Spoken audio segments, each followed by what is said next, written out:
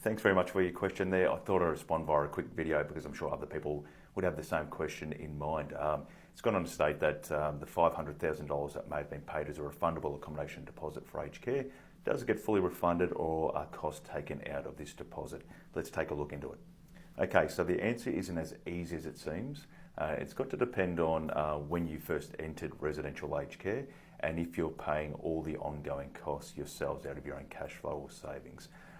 If you're in care prior to November 1 this year, if you paid a refundable accommodation deposit and you could afford to pay all your ongoing costs, then yes, the full amount will get refunded. That either gets paid back to the individual if they were to leave the facility, or if they were to pass away, it gets fully repaid back to their estate.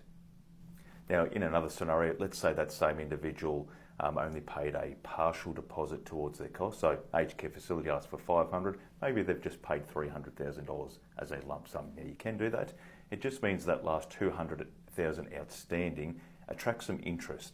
Now you can elect for that interest component to get deducted from the deposit that you've paid. Some people will structure their fees via that method because it gets to protect a bit more of their ongoing cash flow to support other aged care fees, or maybe to support their own lifestyle expenses as well.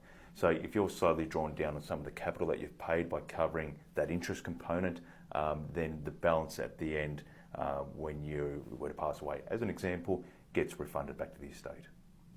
Now, on the other side, let's take a look at new residents, so individuals who entered residential aged care from November 1 this year. Now, the reason why that date is important, that's when some aged care reforms kicked in, potentially making care a little bit more expensive.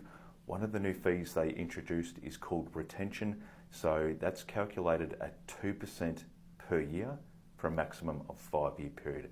So in this example up here, we've got a $500,000 deposit. If this individual was in care for 5 years and had paid the full amount, the aged care facility would keep up to 10%.